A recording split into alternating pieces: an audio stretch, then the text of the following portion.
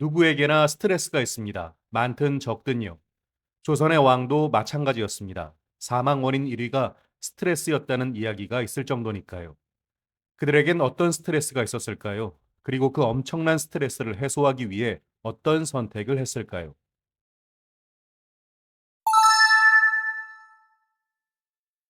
조선 왕실은 통상적으로 10세를 전후에 세자에 봉해지고 30세를 전후에 왕좌에 오른다. 그리고 50세의 죽음으로 차기 왕이 즉위한다. 이른 세자 책봉을 통해 임금의 통치를 보고 배우며 학습할 수 있는 준비의 시간을 가지게 한다. 세자 책봉은 후대 임금을 향한 선대 임금의 배려이며 백년지 대계인 것이다. 조선의 4대 왕 세종. 세종은 요즘 말로 치면 워커홀릭이었습니다. 해야 할 일도 하고 싶은 일도 너무 많았죠. 짧은 재임 기간 동안 이뤄낸 성과만 봐도 쉽게 알 수 있습니다. 집현전을 통해 수많은 인재를 길렀고 방대한 편찬 사업을 진행했죠. 이 밖에도 농업, 과학, 의학기술, 공법 등의 분야에서 헤아릴 수 없이 많은 성과를 냈습니다. 물론 그 중에 가장 빛나는 업적은 역시 훈민정음 창제였습니다. 그런 그에게도 핸디캡이 있었는데요. 바로 건강이었습니다. 세종은 고기 반찬이 없으면 식사를 못할 정도로 육식 애호가였는데요. 세종 4년 태종의 유언 중에 이런 내용이 있었다고 합니다. 주상은 고기가 아니면 진지를 못하니 내가 죽은 후 권도를 쫓아 상제를 마치라. 태종 사망 후 고기 반찬을 거르고 식사를 한 세종이 얼마 후 허손병에 걸렸다는 기록도 있습니다. 그래서일까요? 세종은 걸어다니는 종합병원이라 할 정도로 많은 병을 가지고 있었습니다. 30대부터 당뇨가 생기고 40대부터는 여러 당뇨 합병증으로 힘겨워했습니다. 50대에는 중풍으로 반신불수가 되고 시야가 흐려 앞사람도 구분하기가 쉽지 않을 정도였다고 합니다. 나라와 백성을 위해 하고 싶은 일은 많은데 몸이 안 따라주니 아들들과 신하들에게 일을 맡겼다. 주변의 인재들을 활용해 일을 처리할 수밖에 없었던 것이다. 나쁜 건강은 그의 바람을 몸소 실행에 옮기기에 많은 제약을 준 겁니다. 그래서 아들들과 신하들이 필요했고 그렇게 인재를 길렀던 것이죠. 세종은 향년 54세에 숨을 거두었습니다. 조선의 7대 왕 세조. 세종의 둘째 아들로 태어나 수양대군에 봉해졌습니다. 이후 문종이 사망하자 어린 단종을 제거하고 무력으로 왕위를 차지했는데요. 이런 집권 과정에서 너무도 많은 피를 흘렸습니다. 하지만 그런 그도 재위 기간 중에 엄청난 스트레스를 받았는데요. 죄책감 때문이었을 겁니다. 심한 피부병을 앓았고 악몽에도 시달렸습니다. 명분과 정당성의 핸디캡이 있다 보니 세조는 연회에서 신하들의 속마음을 떠보고 본성을 들여다보기 위해 만취할 때까지 술을 먹이는 경우가 많았다고 합니다. 그렇게 술자리가 많다 보니 사건 사고도 많았겠죠. 그런 세조가 한편으로 의지한 건 불교였습니다. 세조는 스스로 호불군주라 할 정도로 불교에 의지했다. 많은 피를 흘리고 조카까지 죽인 자신의 죄를 불교를 통해 씻고 싶었을 것이다. 세조는 사찰을 자주 찾았습니다. 그렇게 마음의 안정을 찾고 싶었겠죠. 하지만 결국 건강이 나빠져 13년이라는 짧은 기간으로 왕좌를 마무리했습니다. 조선의 9대왕 성종. 성종 17년. 성종은 중국으로 가는 사신에게 낙타를 사오라고 명했습니다. 흑마포 60피를 주고 사오라고 했는데요. 이는 당시 콩 400석의 가치를 지녔다고 합니다. 흑마포는 검은 빛깔의 3배인데요. 중국 황제들까지 귀하게 여겼다고 하네요. 대간들은 당연히 반대했겠죠. 그만큼 낙타 한 마리의 가격이 워낙 고가였으니까요. 신하들의 반대에 부딪힌 성종은 결국 뜻을 접습니다. 성종은 동물들을 궁에서 키우며 즐거움을 느꼈다고 합니다. 노루, 사슴, 두루미, 백조까지 다양했는데요.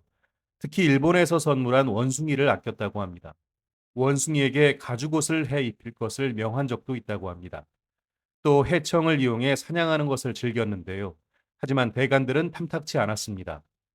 해청을 놓아주어야 한다고 끊임없이 항의했는데요. 반대 상소가 무려 17일간 이어졌다고 합니다.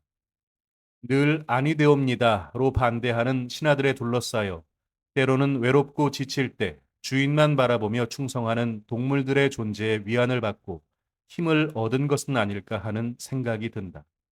아무리 왕이라도 반대 의견을 무조건 무시할 수는 없었습니다. 그런 성종의 스트레스 해소법이었을까요? 밤은 다른 시간이었는데요.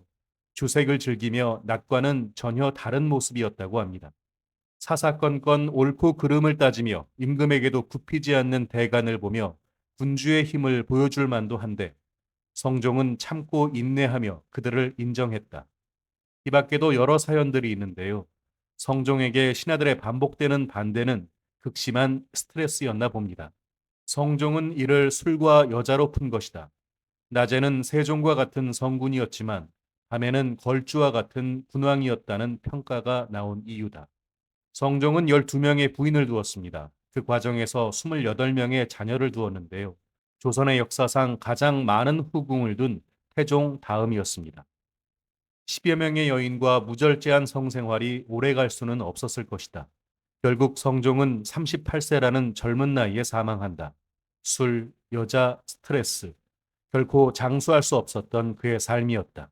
낮에는 세종처럼 밤에는 걸주처럼 열심히 일하고 놀았던 임금. 단명했지만 결국 많은 결과물을 남기고 제도를 안착시킨 성과를 남겼다. 조선의 15대 왕 광해군. 광해군의 자질은 어릴 적부터 남달랐다고 합니다.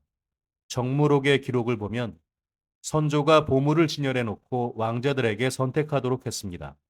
왕자들은 앞다퉈 보물을 가졌는데 광해군만이 붓과 먹을 골랐다고 합니다. 선조는 세자를 정하기 전 다양한 방법으로 왕자들을 시험했는데요. 이런 기록도 있습니다. 선조가 왕자들에게 반찬 중에서 으뜸이 무엇이냐 하고 질문했는데 왕자들은 고기, 생선, 꿀떡 등 자신이 좋아하는 반찬을 대답했다. 그때 광해군은 소금입니다 라고 대답했다. 그 이유는 소금이 없으면 아무리 귀한 음식도 맛을 낼 수가 없기 때문이라고 답했다고 한다. 광해군은 품성이 바르고 학문을 좋아했다는 기록도 있습니다. 그러니까 어질고 현명한 군주감으로 손색이 없었던 거죠. 하지만 선조는 광해군에게 유독 냉정했는데요. 임진왜란이 일어나 급하게 세자를 정해야 하는 상황이 아니었다면 선조는 광해군을 세자로 임명하지 않았을 겁니다. 이유인즉 인빈 김씨의 소생인 어린 신성군을 총애했기 때문입니다. 이런 아버지에게 한마디 거스르지 않고 인내했던 게 광해군이었다고 합니다. 그에게 가장 큰 스트레스는 받지 못했던 아버지의 사랑이었겠죠.